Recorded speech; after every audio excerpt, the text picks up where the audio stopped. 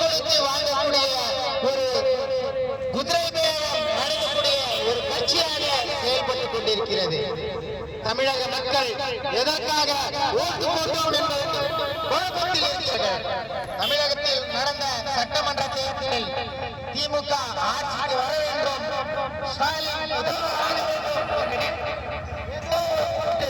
விஜய்க்கு என்ற ரீதியில் தான் இன்றைக்கு எதிர்பாராத ஒரு திருப்பமாக தமிழகத்தில் விஜய் முதல்வராக இருக்கிறார். ஆனால்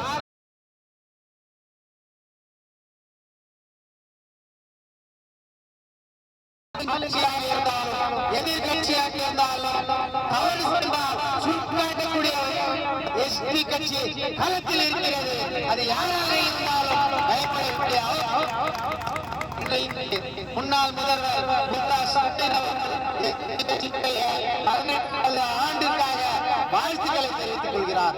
இது திராவிட மதம், இங்கே பாசிசத்திற்கு இடம் கொடுக்கக்கூடாது. இணைந்து பாசிசத்திற்கு எதிராக இந்தியா முழுவதும் ஆண்டை மிக சிறப்பான முறையில் கொண்டாடிக் கொண்டிருக்கிறது. ஒவ்வொரு செயல் வீரர்களும் ஒவ்வொரு பிறந்த நாள் எப்படி கொண்டாடுகிறாரோ, பண்டிகைகளை எப்படி கொண்டாடுகிறார்களோ அதே ரீதியில் கொண்டாடிக் கொண்டிருக்கின்றோம். அந்த வகையில் ராணிப்பேட்டை முறையில் இந்த நிகழ்ச்சியை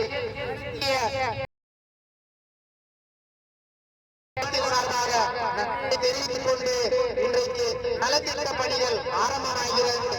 அனைவரும் வந்து இதை ஆக்கிக் கொள்ளுமாறு அன்புடன் கேட்டுக்கொள்கிறேன்.